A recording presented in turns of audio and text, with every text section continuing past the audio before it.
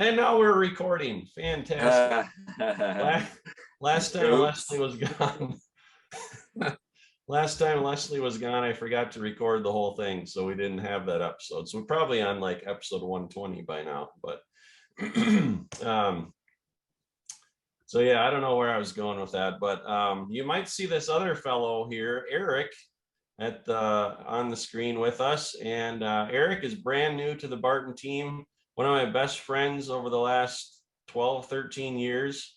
And he is, one of his giftings is curiosity. And he's coming in, he's going to be one of the presenters today, but he's going to be in the form of a questioner, asking Dr. Saunders questions. And I don't think you've got type 2 diabetes Eric, necessarily, but you're great at asking questions. So we're going to kind of like do something different today.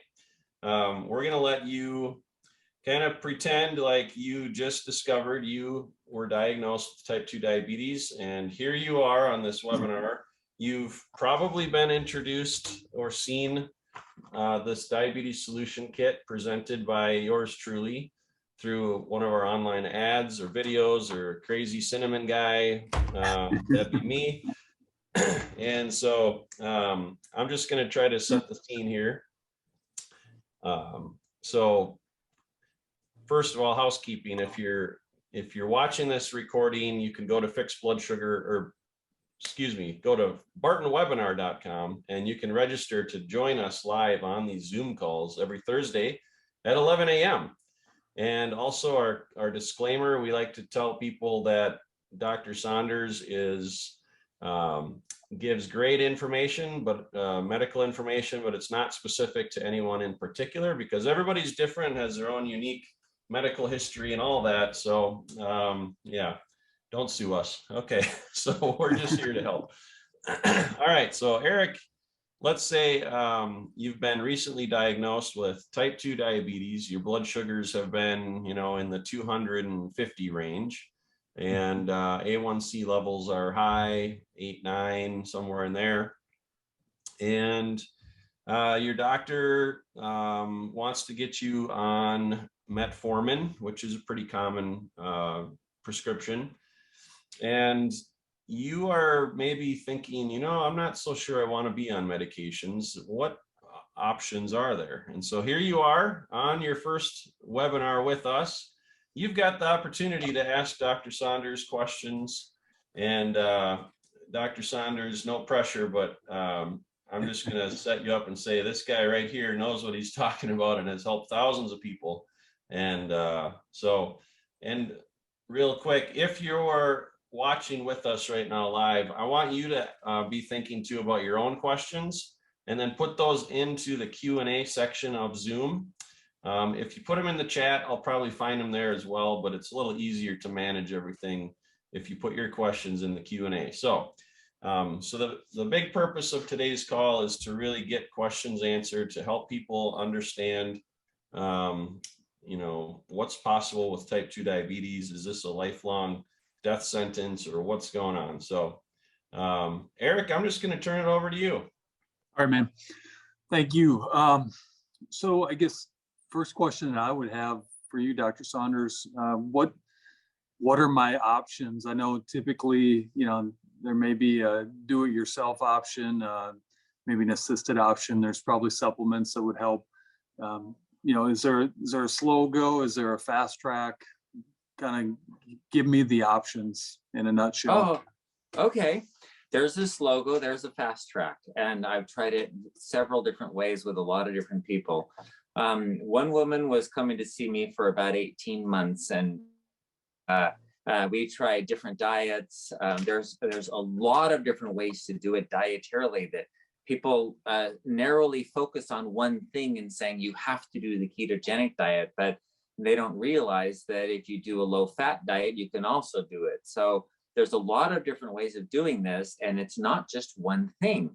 So finding out what is specific to you. So this woman, we tried different diets, trying one after another, after another, after another.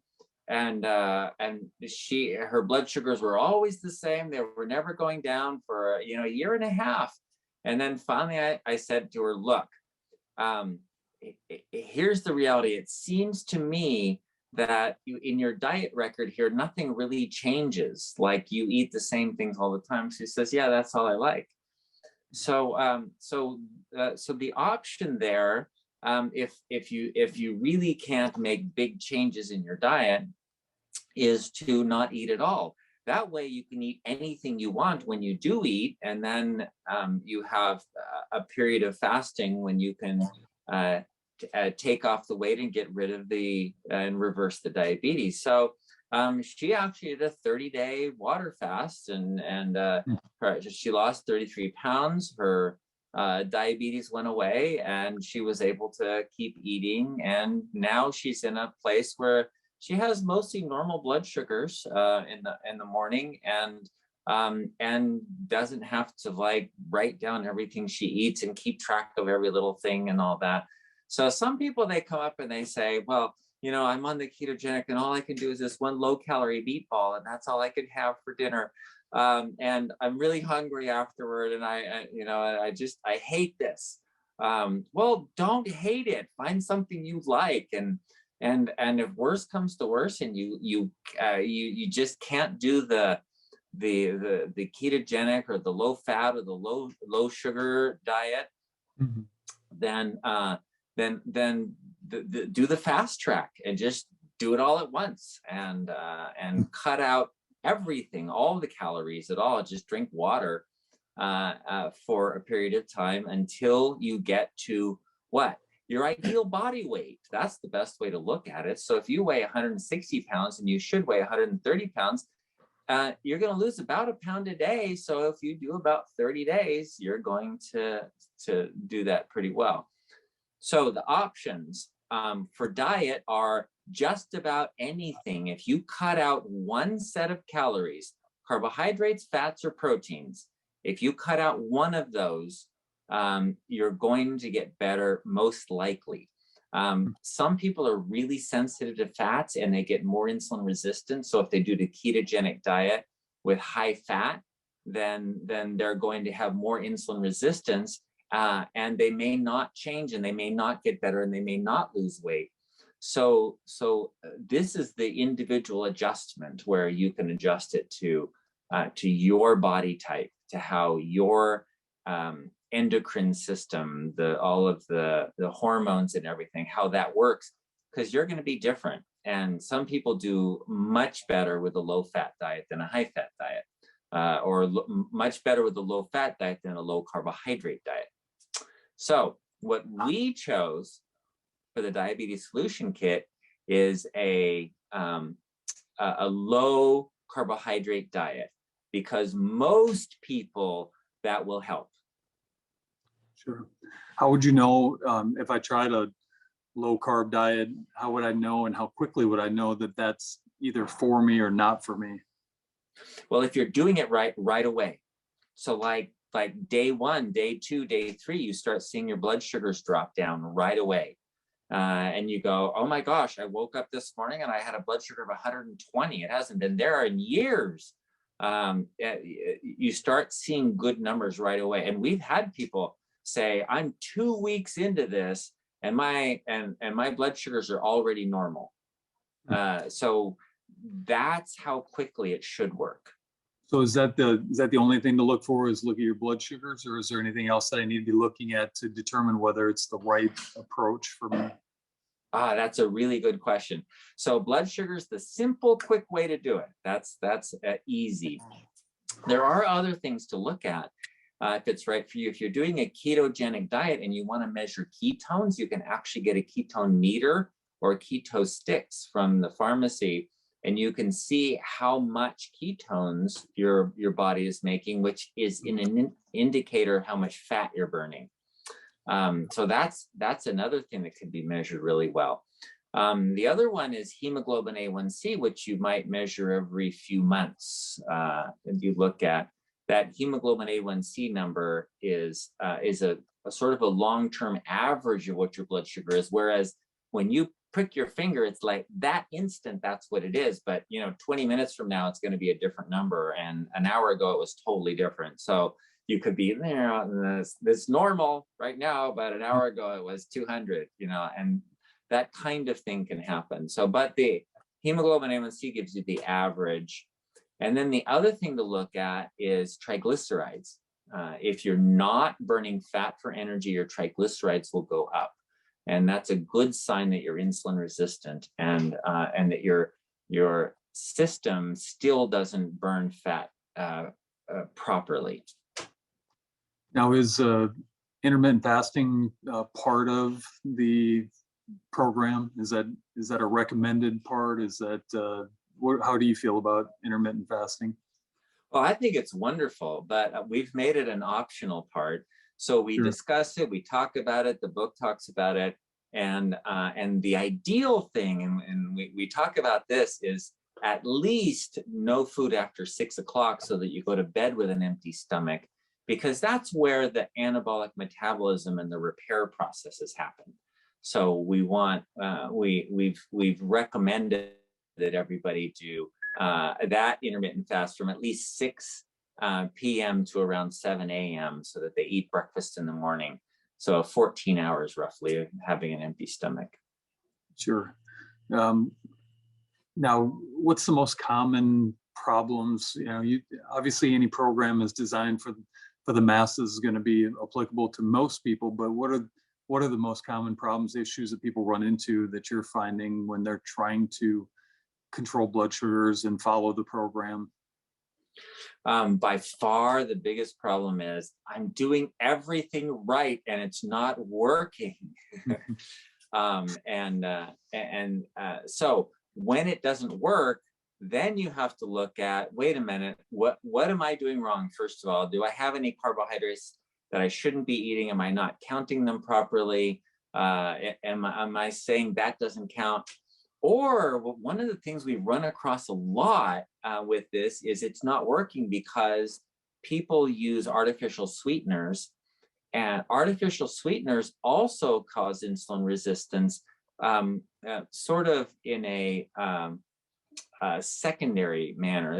It's not the primary thing, but the taste of sweet can cause insulin to go up, and when insulin goes up, you get more insulin resistance.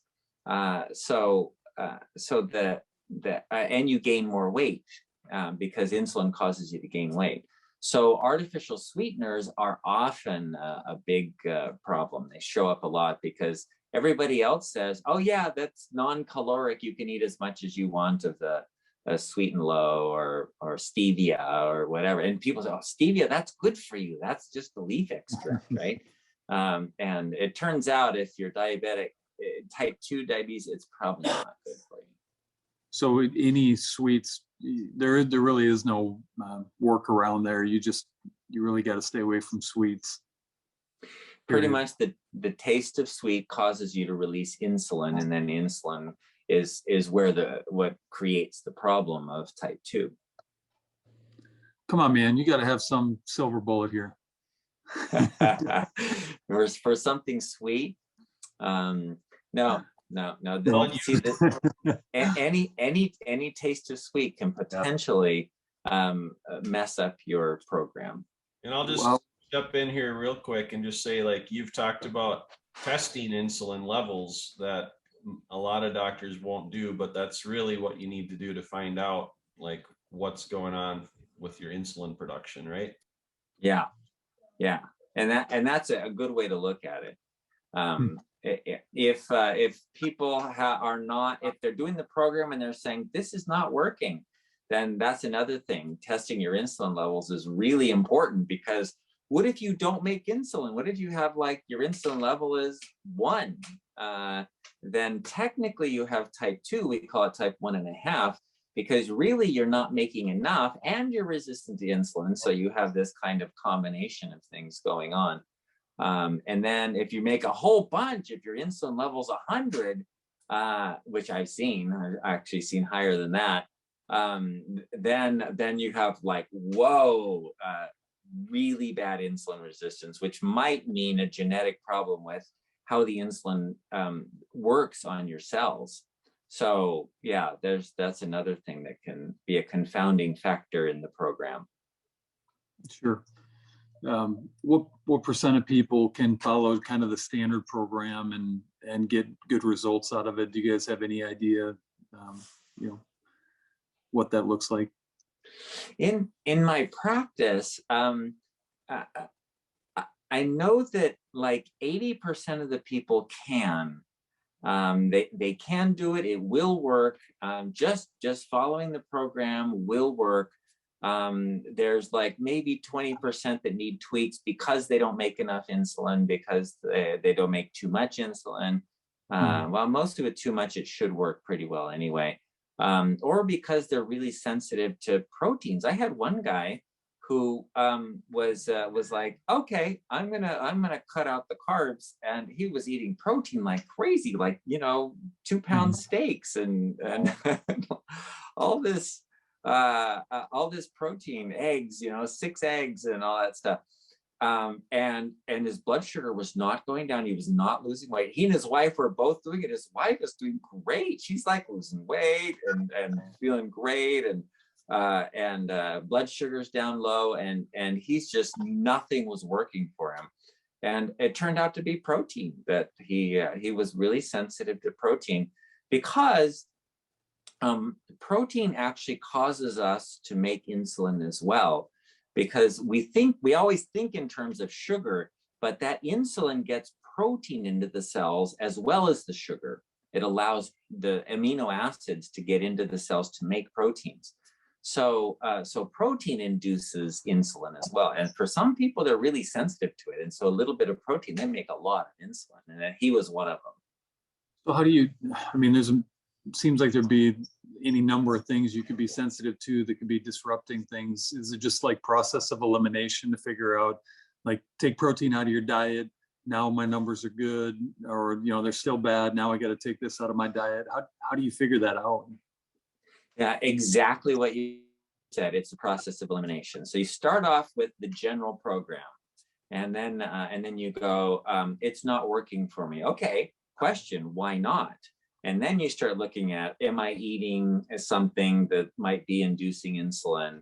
And saying, well, I better take the stevia out, and that coffee that I'm putting that syrup in, I better take that out. And then okay, that's still not working now. Well, these 6-egg smoothies that I make every morning, maybe that could be adding to it. And then you take that out. And so, yes, process of elimination is the best way to do that. Do you have a list of, like, when you think about the things that would be most common to remove, do you kind of have, this is the most common, eliminate that first, do this second, third, fourth, just kind of going down the list until you figure out what it is that might be causing the issue? You know what? That's a great idea, because in the book we talk about issues, but we don't have like a checklist of first try this, then try this, then try this, then try this. I think that would, if we just added in that little checklist in there. Yeah, we could do that. That's a great idea. How often do you find that the problem is related to because I'm sure you have a lot of people that come back and say, yeah, it's not working for me, not work for me. And then you find out sometimes it's just compliance to the program. Are they actually doing what you're telling them to do?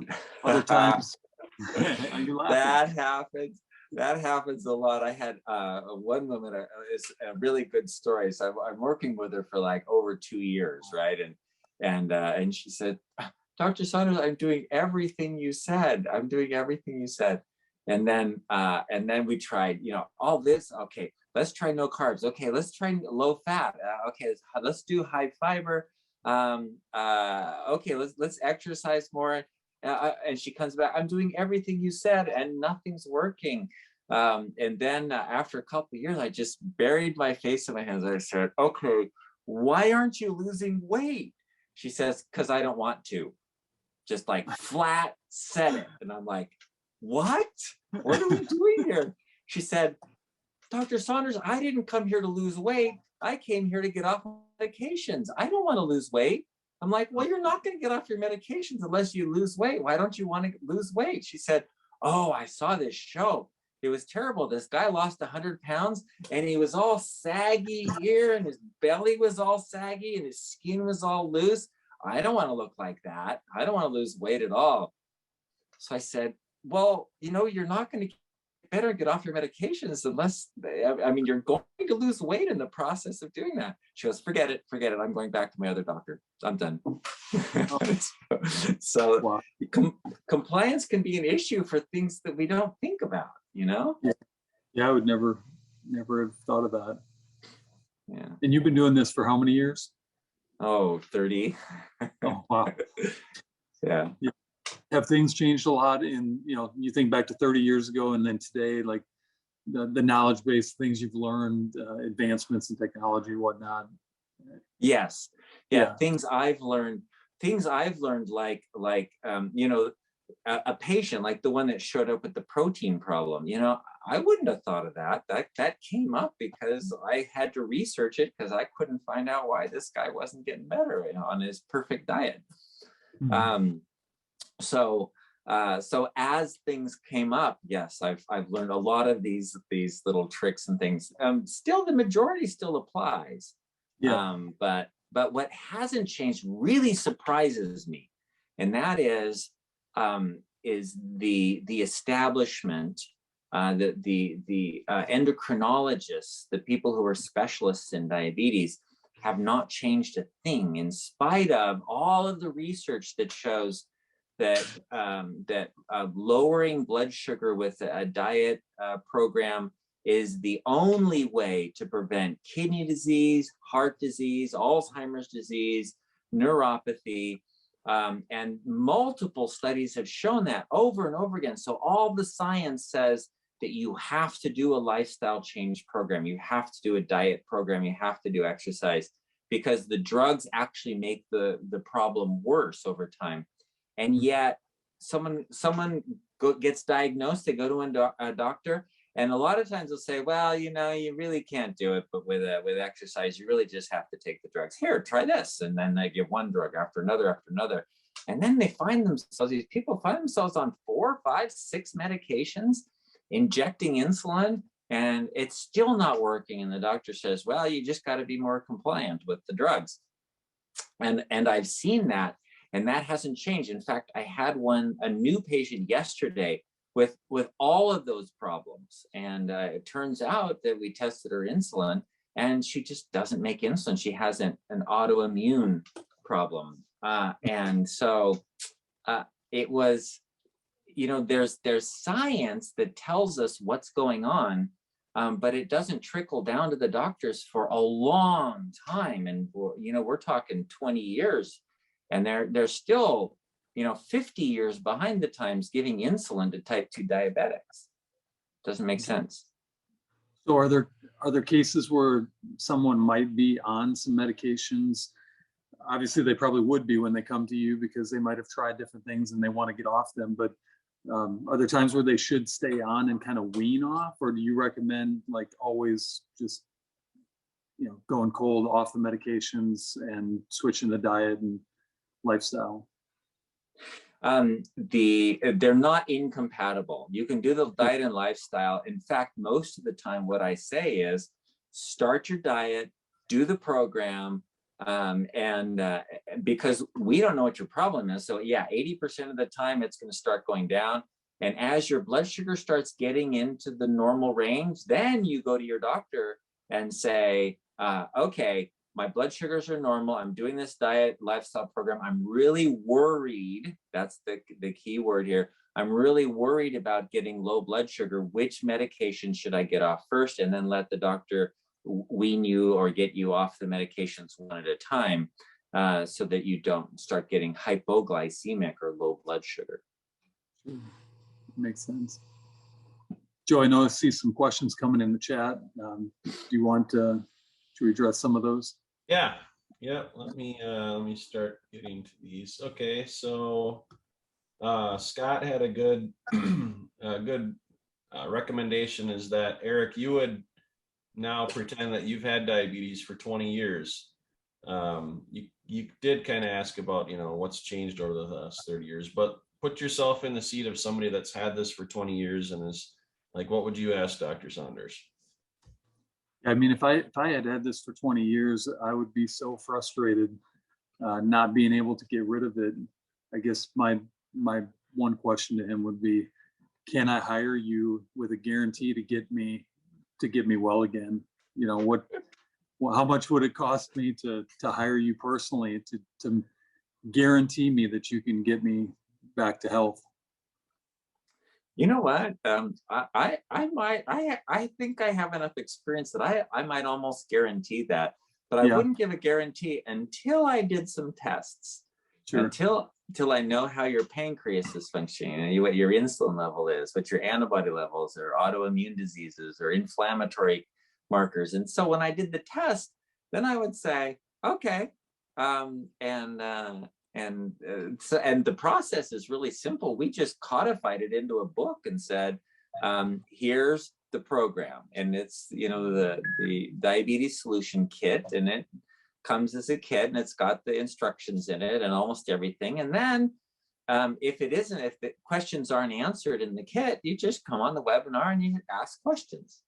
Really? Simple. So, okay, so that makes sense. I get the book, I read through it. But I get to the place where, you know, I'm 20 years into this, so obviously the easy stuff isn't happening. I can't get my numbers down. So I get on the webinar, you would tell me, you know, go get this test, that test, that test. I'd come back next week and I'd have these test results. And on the webinar, you would let me get on and like show you, here's my results. And well, remember, the webinar is for is general audiences and not Right. for specific things. But we have had people get on and say, you know, my hemoglobin A1C is you know, up to 9.0, and in spite of doing the program, and I started out at 8.5, you know, what's going on?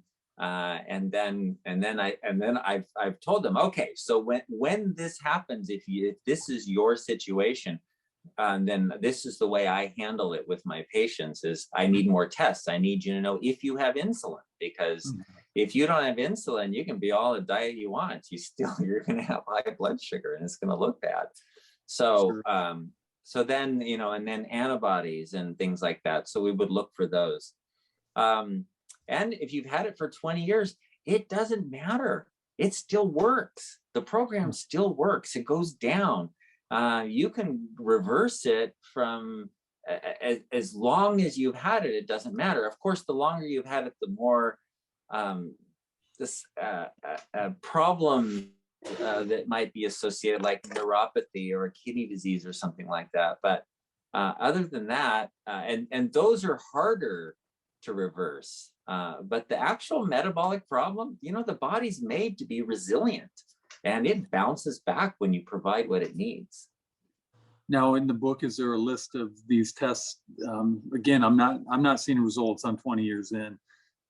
Is there a list of tests that I could go get, kind of in the order that, kind of like I asked for a list of foods or, you know, things to eliminate?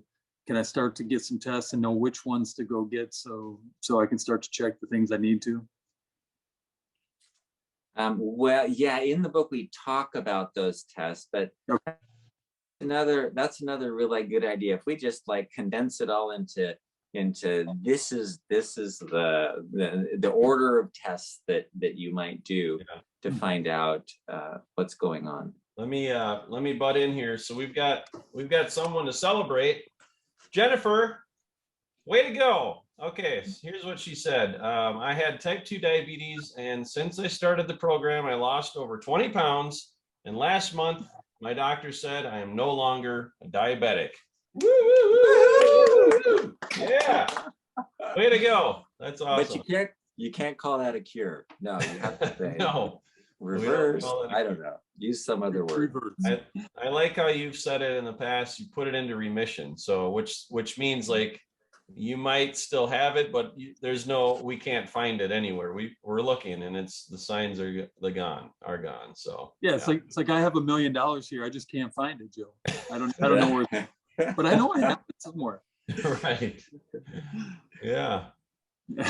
But people want to call it, like label you that, and it's like, you know, yeah, be careful what you label yourself too, and how you identify. Like Yeah. a lot of stuff is you know, taking that on and just speak like, hey, I don't have this anymore. What makes you think I do? Like I'm my sugars are good. Like here we go. So Well, on the other hand, you're going to want to think about, you know, what you're eating and what you're doing and how much exercise you're getting, and you're going to want to think about that. So, you know, if you start gaining weight, you'll go, oh yeah, you know, I do have this type 2 thing to worry about. So, so that will always sort of be in the back of your head, as yes, I'm in remission, but I have to be careful. yeah, that's super important. Yeah. How common is that, Dr. Scott, when people do get the blood sugars down? Are you just more susceptible to spiking again and run into that? Like, what's your experience with that? Yes, yes. People who get it down, that they're rarely perfectly normal.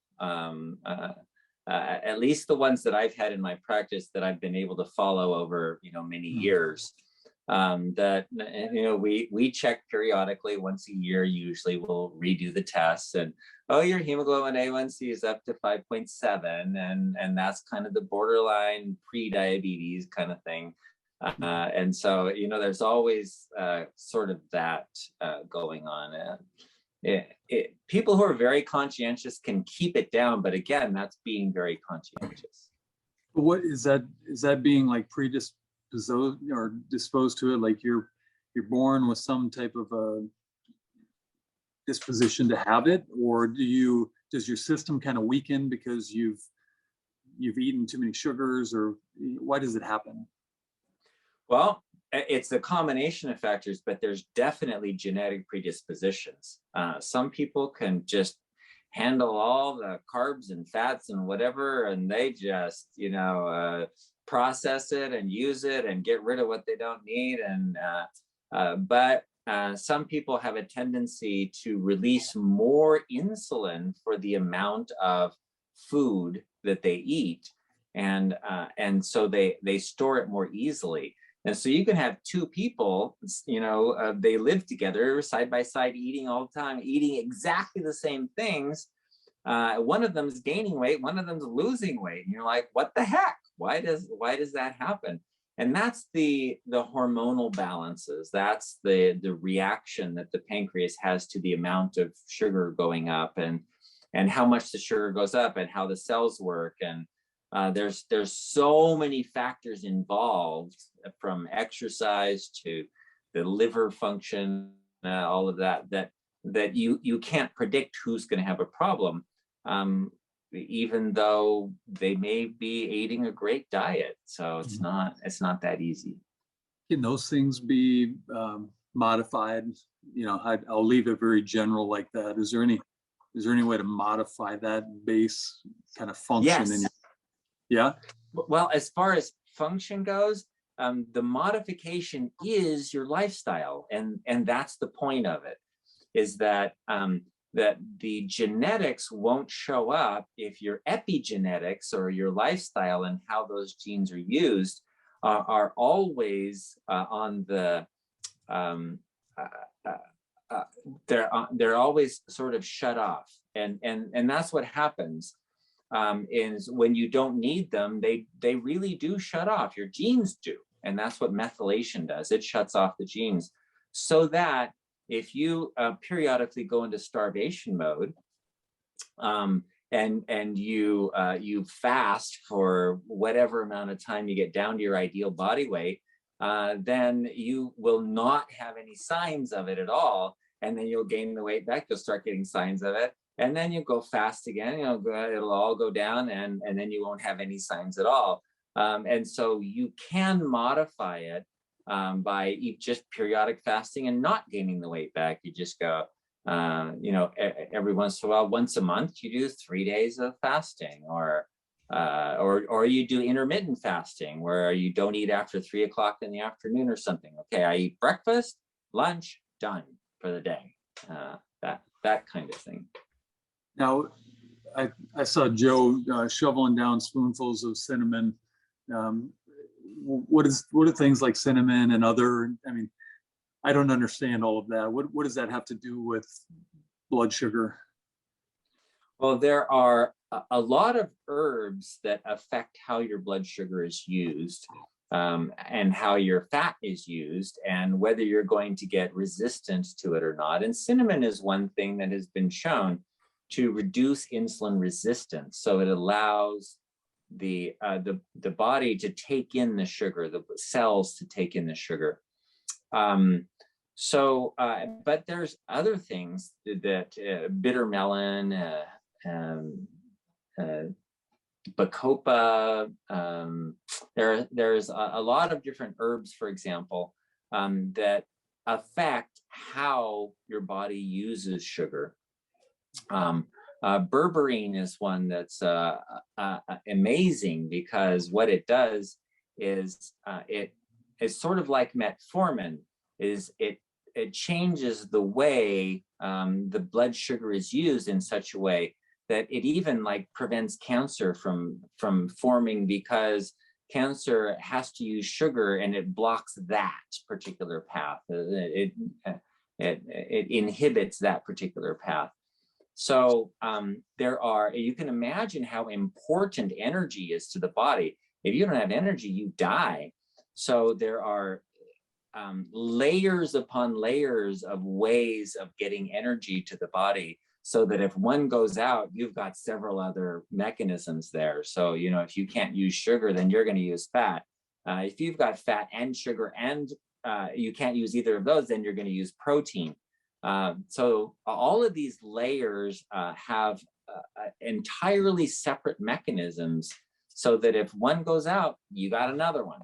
And so when it does go out, and you happen to have a plentiful supply of food, then you tend to store it, and then that tends to cause problems.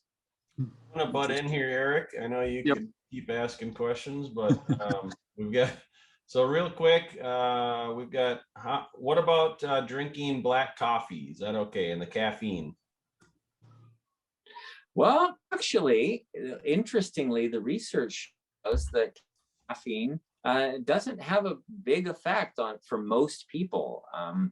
And for all of the research that's been done on caffeine, trying to find some problem with it, and really the only problem that they find is it can cause the heart to race, and some people who are sensitive to it release extra adrenaline, and it makes them nervous and jittery and shaky. And so, those people should avoid caffeine. But otherwise, black coffee doesn't have any sweetener or anything in it. Probably for most people isn't going to have a large effect on the way your sugar is used. All right. Cheryl asks, what is the book title? So it's called The Diabetes Solution Kit, and you can find it at bartonwebinar.com or bartonpublishing.com. But bartonwebinar.com is the website that we send everybody to for all of our products. And you can get the printed workbook copy is available for sale there. And don't forget, if you're joining the webinar, you can use a coupon code to save 25%. Just use webinar25 is the code that you put in at checkout. So, okay, more questions have come in here. So, is sulforaphane in broccoli and broccoli sprouts affected by heat? It has strong protective qualities, so I want to preserve it when we use it. It helps with cancer. Any direct benefit for diabetes or COVID or influenza, and recommended amounts? Okay. Well, the sulforaphane is actually very useful for a lot of different things in the body. It's really good for detox. It helps the hormones be more stable, and because hormones are mostly about not total amount, but balance. And so sulforaphane is really good for that kind of thing. It doesn't directly affect blood sugar, but indirectly it does, in the way it balances the hormones. So your question of is it heat stable? When you boil broccoli, for example, or steam it or whatever, it's not destroyed. So in that sense, yes, it's heat stable at normal cooking temperatures. So you can get your sulforaphane from broccoli, cauliflower, brassica vegetables, and that's a great place to get it. It's so much better than popping pills. And the reason is because you have this synergism of the other amino acids, vitamins that are available in the food is so much better than that pill that has the isolated nutrient in it. All right.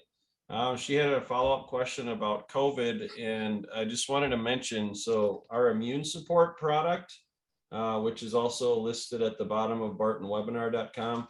This has vitamin C, vitamin E, zinc, NAC, which is really hard to find nowadays because they're like taking it off of Amazon and other places. Elderberry, green tea, reishi mushroom, echinacea, and quercetin. We're finding more and more that the is it the NLCCC website? I think it's called FLCCC. Yeah. Everything they recommend on that website that they've researched and said this helps COVID is in this. Yeah. Except for the vitamin D. Yeah. So the vitamin D is in Synachroma already. So we didn't add it to the immune support, but if you're like most of our customers get onto Synachroma, and so add the immune support just to help with the COVID situation. So and the recommended amounts, and you gave a website last time. I think if you just search FLCCC Protocol or something like that, right, be able to find it. It's kind of the alternative doctors, but they're actually updating that regularly, and you'll learn about ivermectin and different things like that. So okay, those are the science doctors and not the political doctors. The political doctors are all saying get a shot, and the science doctors are all saying, you know what, you can treat this. Yeah, that's interesting.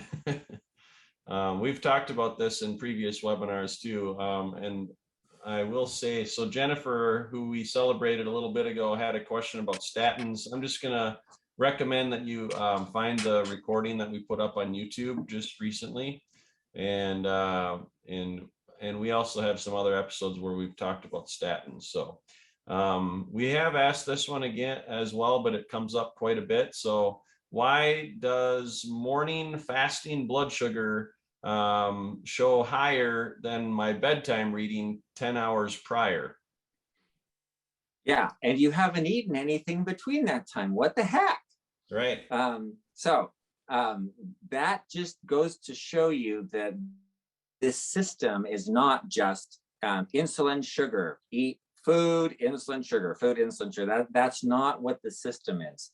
The system is set to keep your blood sugar in a range, and eating contributes to that, and insulin contributes to that. But there's a whole bunch of other hormones and things that are contributing to that. So you go all night long without eating, your stomach's empty, you're not absorbing any more sugar.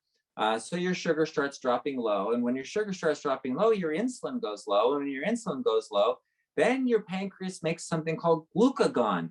And glucagon is released to tell the liver, hey, we're not getting enough sugar here and the stomach's empty. We're not getting any new stuff in. We need you to make more sugar. So then the liver starts making sugar and putting out sugar. So then your sugar whoop, goes up again.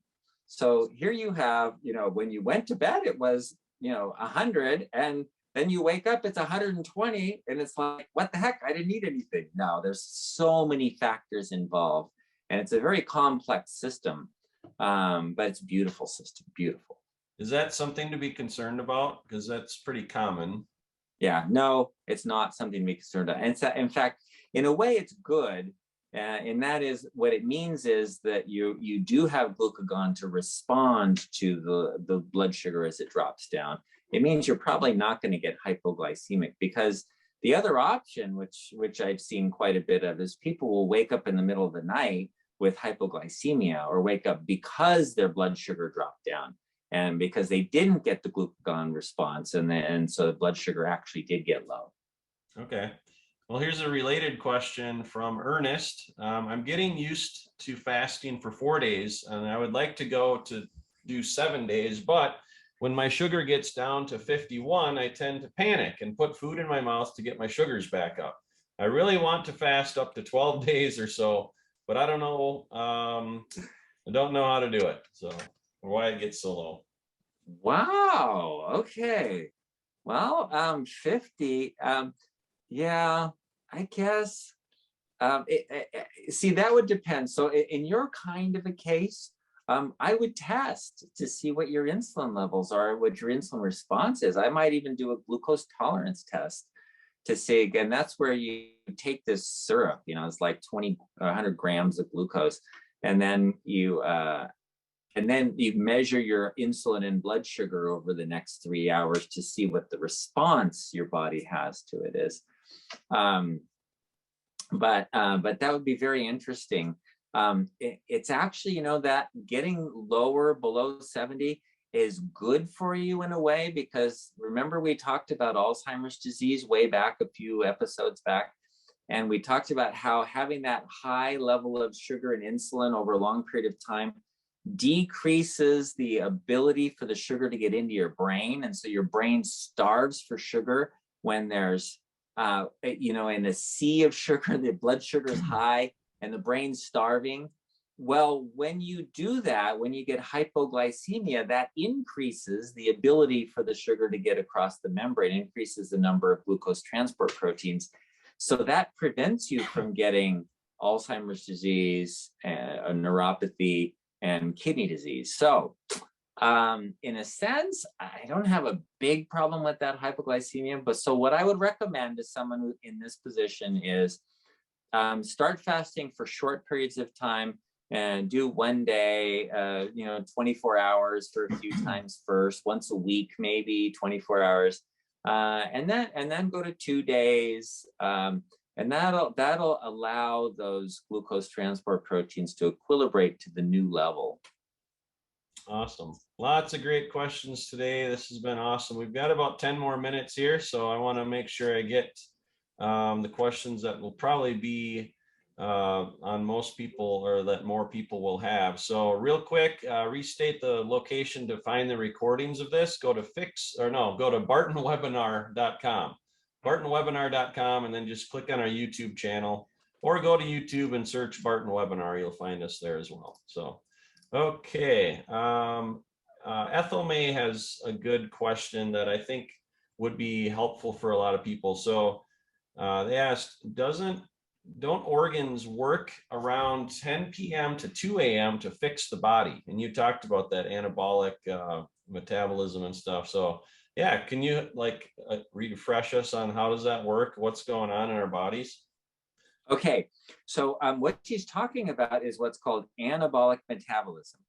And there's two different kinds of metabolism. During the day, we have the catabolic metabolism. And that's when you're awake and you're alert and there's light out, so there's light hitting your eyeballs, and you're eating food and you're making a hormone called adrenaline and cortisol.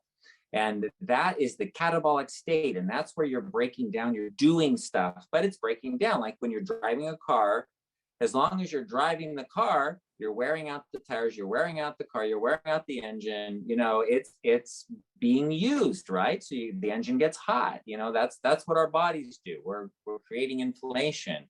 We're using our bodies. That's the catabolic state. So what Ethel's talking about is the anabolic state, and that's at night when you go to bed, when it's dark, and so because it's dark, you make melatonin, and then you stop eating, so your stomach gets empty, and so when your stomach's empty, you make ghrelin, and these are anabolic hormones, and these hormones initiate repair of everything in your body. They repair your muscles, they repair your joints, it repairs your brain, it repairs your intestines, all the damage that was done from all that digestion in your intestines, all the acid that's being produced in your stomach, all gets repaired at night if you're anabolic. And that means you have to be in bed by 10 o'clock with an empty stomach. And so that's why the 6-10 reset. stop eating by 6, go to bed by 10. And that assures that when you go to bed, you have an empty stomach, and then you can become anabolic as long as you're not stressed. We had that stress webinar that we talked about how important that stress is. Because if you're stressed, you make cortisol, and if you have cortisol, you're catabolic. So the anabolic hormone is called human growth hormone, which you won't make if you're stressed and you have cortisol. So don't be stressed. Okay, don't be stressed about not being stressed.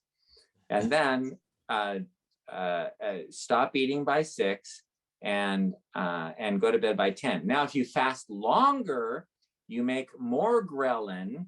That's the hunger hormone that causes you to be hungry. So whenever you're hungry, you go, good, I'm hungry. That means I'm repairing. Yeah. Okay, I've got a personal question. This came up on a conversation yesterday with Johnson on our team. He's one of the email writers of our team, but we were talking about like sugar and like, how does it actually work? If you have too much sugar in your blood, why is that a bad thing? What is it doing? I think I read something about like it hardens your arteries or blood vessels or something like that. But like, is it like, is it almost like caramelizing you, or is it like, you know, when sugar gets hard and crystallized, is that like happening to us inside? Or why do all these problems happen, like vision problems and neuropathy, nerve pain, tingling, stroke, all that kind of stuff? What's happening with the sugar? That is one of the smartest questions I've ever heard. And you know, more doctors should ask that question, because diabetics are told, oh no, if your blood sugar is high, then you're going to get all these problems. And but there's an element missing there, and that is the sugar itself doesn't cause the problems. The sugar itself has some mild effect, and what it does is the sugar attaches to proteins and can inactivate some of the proteins, especially enzymes and things like hemoglobin. But the red cells are turned over and your body makes more proteins. And so it's not like that's the big effect. But what happens when the blood sugar is high over a long period of time, you have to consider it in terms of homeostasis, that the body's always looking for the right temperature, the right pressure, your blood pressure, your all of the functions of your body need to be in homeostasis. So what happens when your blood sugar is high, then your normal homeostasis is in a certain range. And then if the blood sugar is higher, what happens is your homeostatic mechanisms start moving up. And what that does is shuts off certain functions, including the ability to get sugar into cells. And so when that happens, then what happens? You run out of energy. So all of those issues that you're talking about, why does Alzheimer's disease happen? Why did kidney disease happen? Why does heart disease happen? It's an energy problem, because you can't get sugar into the cells, because the normal mechanisms for keeping that blood sugar normal are now off. And so the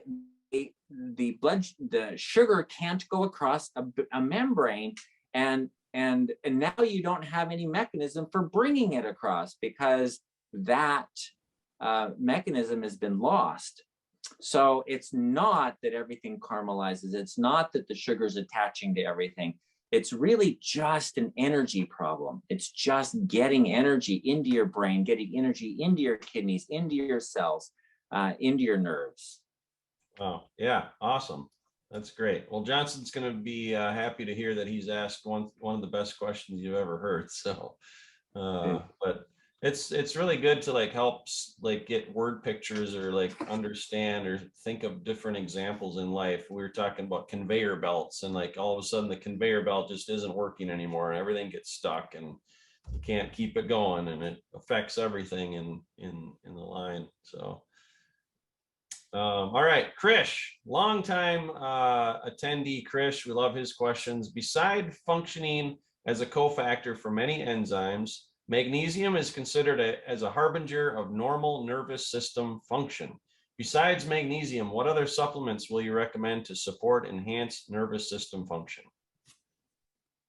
Oh, great question. Okay, the only reason for supplementing magnesium is because in the United States, especially, we don't have staple foods that we eat every day that are high in magnesium. So if you eat foods that are high in magnesium, which is green, the darker the green, the better, because the color green is magnesium, just like the color red is iron.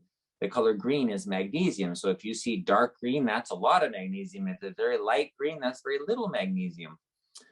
So green, and then the other thing is anything that's seed, anything that will grow, which includes nuts and grains and seeds and beans and all that stuff. So anything that will grow is also has a lot of magnesium. So those are, and if you use those as staple foods, then you're going to get a lot of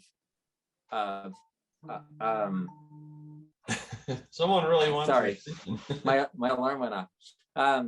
So if you get that, then you're going to get, if you get enough, a lot of those foods, then you're going to get enough magnesium. So now your question, what about other things? What other things would you do to prevent neuropathy? Well, that's why we made Nervala, was because there are two things that have been shown that absolutely make a difference. And this is not a theoretical problem. This is like real. It fixes the nervous system. And that is benfotiamine, which is a form of vitamin B1 that's fat soluble and can get into the cells of the lining of the arteries and help to improve blood flow. And then the other one is alpha lipoic acid. And alpha lipoic acid has also been shown to actually reverse diabetic neuropathy, so it fixes the nerves. So benfotiamine, alpha lipoic acid, and then for some people, coenzyme Q10 and N-acetylcysteine, both of which are helpful for generally keeping the energy up, will also improve nerve function too. And you talked about just that increased blood sugar too, like that. So like changing your diet, getting those blood sugars down is going to be a huge factor in that. In fact, that should probably be the primary thing. Yeah. Okay, so last question for us here. Anne said she's in a high stress time in life due to being a caregiver, holding down a job with lots of demands and a lot going on at home. What's the best way to reduce the effects of stress? Oh, Anne, I'm sorry, that's hard. Yeah. Okay. Meditation, prayer, having support to talk to, exercise, and I'm going to say this actually works, fasting. When you don't eat, you shut down the adrenal glands, because remember, all your stress hormones come from the adrenal glands. And so the hormones, the physical, the chemistry of it changes when you're not eating. So even though not eating is stressful, it actually shuts down the stress system and turns off inflammation, and allows a reset of the system. So periodic fasting is a great idea.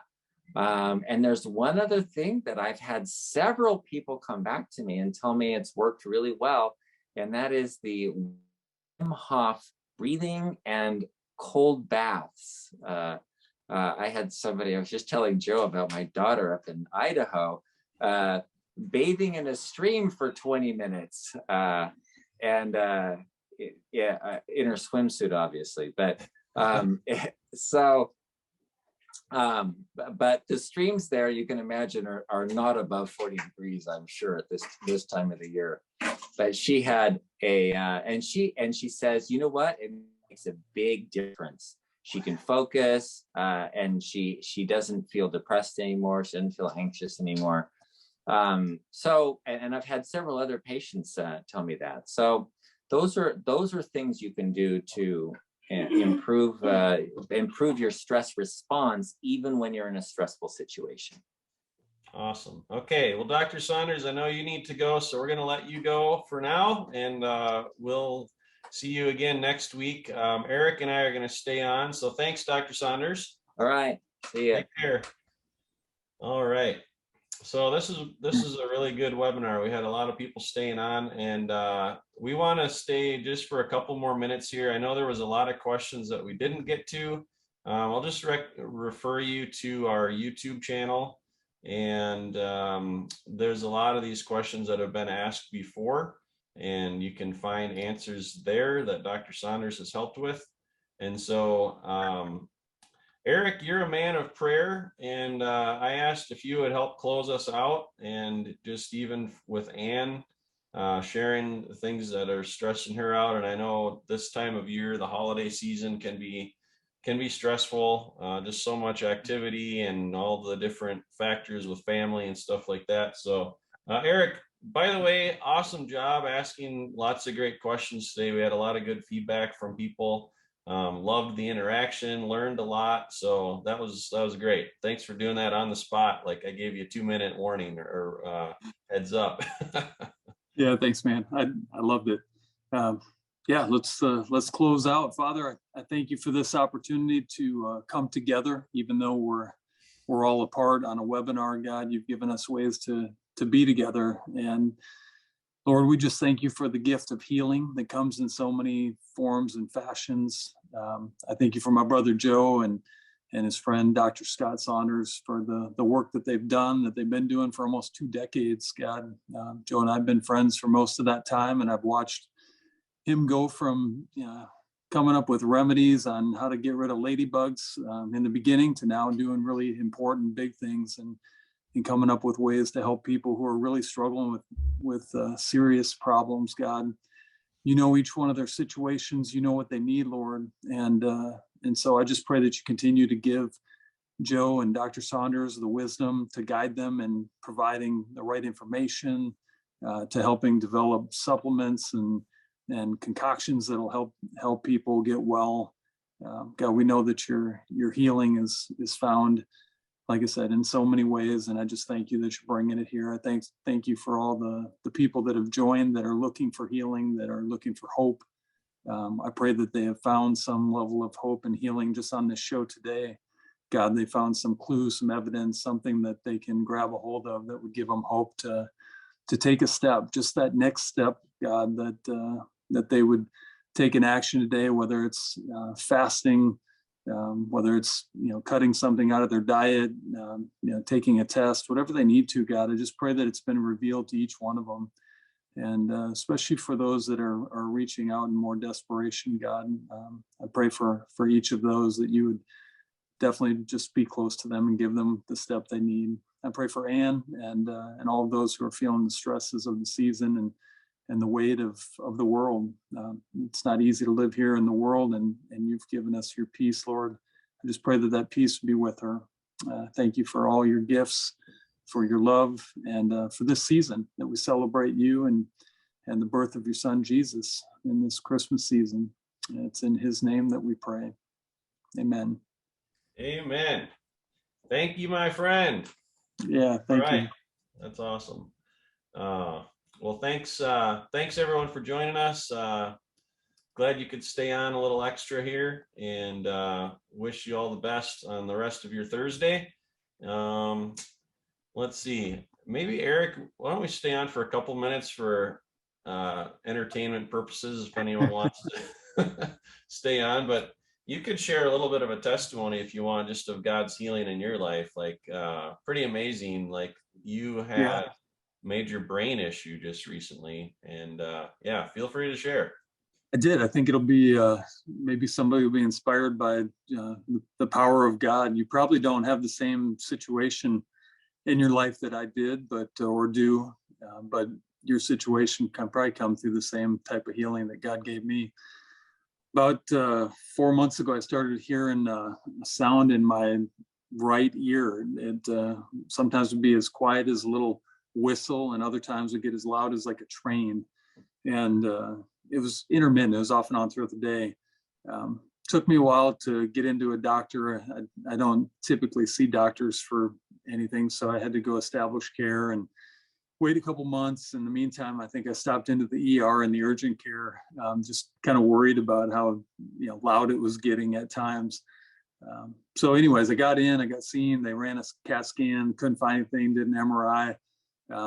They saw a little clue as to what might be happening, and then sent me in for an angiogram and discovered that I had an artery that had a whole bunch of, they call them fistulas, pushing blood into my venous system, which is dangerous because your veins aren't made to take high pressure blood, which, the risk would have been, having a stroke, brain bleed, aneurysm, something like that. So anyways, they recommended a surgery pretty quickly. And I talked to a surgeon here. Actually, here's exactly how it went. I left that appointment, came home, posted on Facebook to just to rally up some prayers. Basically, has anybody ever heard of this thing, which is a really rare thing?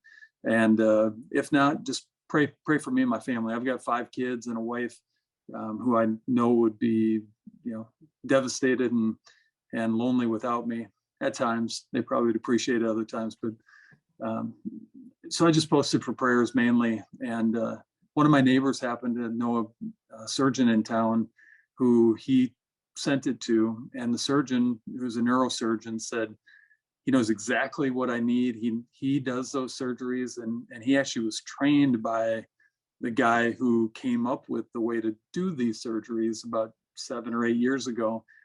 So anyways, as God would have it, I'm neighbors with a guy who's connected to someone who has been trained firsthand on how to do these. He got me in 3 days later. We were doing an angiogram 3 days after that. 3 weeks after that, I was in for surgery. And it was just amazing how God lined all those things up. In the process, I'm not going to say this was easy, because when I met with him, he said he's done 5 of these. 3 of them went well, and the other 2 didn't go as well. One of them had a stroke on the table. So I had to have 3 weeks of kind of having some tough conversations with my kids and with my wife, and with God, and just wrestling with him about this. Like, what, obviously it's easy to pray for the smooth path. We always want the smooth road, but really trying to get to a place of like being able to pray for more of a narrow path. Like, whatever your will is, God, let's go down that path and let's use it for your glory. And praise God, he brought me through the surgery. Everything went great. I'm not disabled. I'm not in a wheelchair right now. I'm not dead. As you can see, I'm right here. This is real. And yeah, we've been praising God that he has brought us through that and given us a smooth road. At times I feel almost a little bit guilty, I guess, because I know God's ways, and they haven't always been smooth roads for me in life, but his ways aren't always the smooth road. Sometimes it's got a little rugged terrain, and we got to go through some tough stuff, but it's all for his glory. But I mean, when you do get the smooth road, you praise him for it. When you get the bumpy terrain, you buckle up and you ask him to join you. So that's just a little, I guess, my story lately of inspiration, how God's brought me through and really brought me to a place of wanting to, Joe and I getting closer together. We've been friends for a long time, but getting closer together as friends, and me discovering and figuring out that I really want to be part of his team and come on. They're just seeing the impact that they're having on people, doing something that has a lot of deep meaning, and then meeting all of, getting to know all of his team, who are all awesome people that are, committed and connected to the Lord. And it's a great culture to be part of. So I'm excited about so many things that God's putting in front of me right now. It's hard to contain. Yeah, we're excited too. I just think about, the struggles that you've gone through, and even this brain surgery, and really facing your own potential death, and what God did through that. And but it took something pretty major like that really to put you on a whole new path. This is you've been a solo entrepreneur, running your own businesses for 20 years.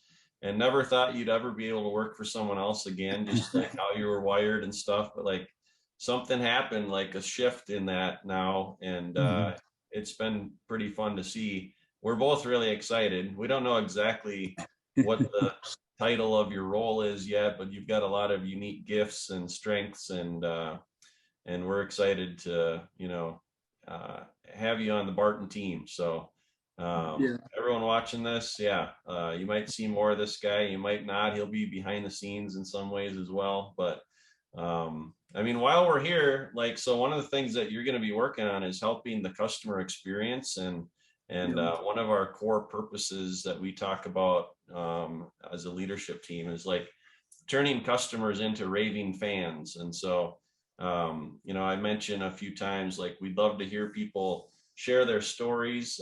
Brian, you're on here. Love to hear your interaction. We got to interview you on Zoom privately and share your story. You've had a lot of success, and we love to see that and hear that. But Eric, if you could speak to the people that are still on here. We've got probably 80% of the people that were here before are still on. So now's the time for you maybe to talk to people watching. So what I would love to find out, I think probably my first assignment, and Joe, you asked what my role is. I think that it's an easy answer. I mean, I'm going to be a servant. So like, I want to come in, I want to serve, I want to find out. And some of those questions I asked during the webinar with Dr. Scott, I want to find out how people are getting their healing through the products, where they're having struggles, if we're getting them through those pain struggle points, or whether we haven't got them there. Like the worst thing would be is people buy products from us, they halfway use them, or they can't figure out how to use them, then they just set it aside and don't get help. So obviously there's different components to it. I want to find out, are the products well designed? Are they easy to use? Are you able to get the help and the healing that you came in for? I mean, the mission of Barton is to deliver hope and healing. If you're buying products and you don't have hope, or you're not getting the healing, then we're falling short. We've got to figure out how to get them there. So I would say those are going to be the main things that I'd love to hear back is how are the products working? And the products, I mean, the book, the supplements, the webinar. I mean, any interaction, whether it's with customer support. We've got, I think Joe's even put in a consulting team, WebForce team that gets on health consultants. Just any engagement with the company. How has that been? And is it helping move you closer toward the hope and the healing that you deserve? And so I think, joining the company, my vision with this is just to join Joe, and his vision is to try to help people more. Obviously, we like to help more people, but at a deeper level, what good is that if we bring on 1 million customers and only 1% of them get help? Let's take on 1 million customers and let's get them all to the healing they deserve. So what can we do better? What are your sticking points? I think, Joe, you're probably looking at the chat. I don't have it up in front of me, but if people would share in the chat, if you would email into Joe, or think about that and email us. What's the best email address for them to send that to, Joe? I don't have one yet. Well, so funny you should ask that. So Don said he'd like to know what they called the problem that you had. He said, I have the same issue in my left ear. I did give him your email address. I posted it on the chat for everybody, but I told him that he could contact you to talk maybe offline more about it. But what is it called? Yeah, it's the letters are DAVF. It's a dural arteriovenous fistula.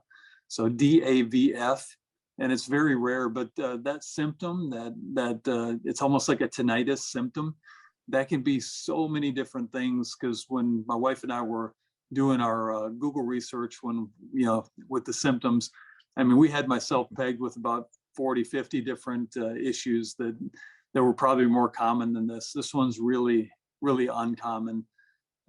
But that symptom is a very common symptom. How did they find it or diagnose you with that specifically? So in order to figure that out, like I said, the CT scan didn't show anything. I think the first MRI did not. They did an MRA with contrast, and then that showed just a little sign that there was something going on in there. Like I say, those fistulas are just little branches that grow out from your arteries and connect into veins. And obviously, you shouldn't have blood pushing, from an artery straight into a vein. It's supposed to, those fistulas aren't supposed to be there. Yeah. And that can happen anywhere in the body, but it's so rare. I don't want to get anybody worried about that specific example. Hopefully, with that symptom, it could take you down a lot of paths. Yeah, for sure. Yeah. So lots of good comments. I don't know if you're able to open the chat here, Eric. But, let me see. Turn it sideways. There you go. You're still on there. Yeah, lots of people that really appreciate this extra conversation here. Nice to be directed by God-directed staff to assist control of diabetics and so many needs. Thanks for the prayer. And lots of amens and thank yous. Great story. I'm looking at who's on the wall over my right shoulder. That's right. Yeah. Some things that we'll probably, hopefully, be talking about in future webinars, as well as we try to figure out how to help people more, is some of the ideas of that we'll kick around internally. So whether we can host events. Does anybody have interest in attending events where we have people there to train you up in a new lifestyle and answer questions live, and seminars and things of that nature, platforms. But I don't want to go too far here, because I got a million ideas, and Joe needs to vet all these before we promise anything to the world. Yeah, well, we both kind of fly by the seat of my pants. Our pants. I definitely do. Well, it's your pants now, Joe. That's why I need a good team around me that doesn't let me do all these crazy things. Sometimes we can only do so many things, but you and I are going to get ourselves in trouble on this webinar today. It's fun that people can see us interact here. So let's see. So Rosalind said, awesome testimony. I had a spinal surgery in April, and people are amazed that I'm walking and driving, etc. Thank God for your testimony. Praise God. Yeah. Awesome. Yeah, well, that's good stuff. So, well, hey, this has been awesome, Eric. Thank you again, and exciting. I'm thankful that you're here and that you were open to share this. And we're recording it even. I remembered to record it so we can share this with others on YouTube in the future. So, but we'll let everybody go this time. Fixbloodsugar.com. That's the place to go. No, it's not. That's where you start up. Bartonwebinar.com. So somebody needed to go to fixbloodsugar.com as well. Yeah. So you can go there as well. But yeah, that's it. Check out our products, and if you have any questions, just send an email to support@bartonpublishing.com, and we will help you out as best we can. And so God bless you guys. Thanks for staying on, and we'll see you next time. All right, take care. Have a great rest of your week. Thanks, Eric. See ya. Thank you. You bet.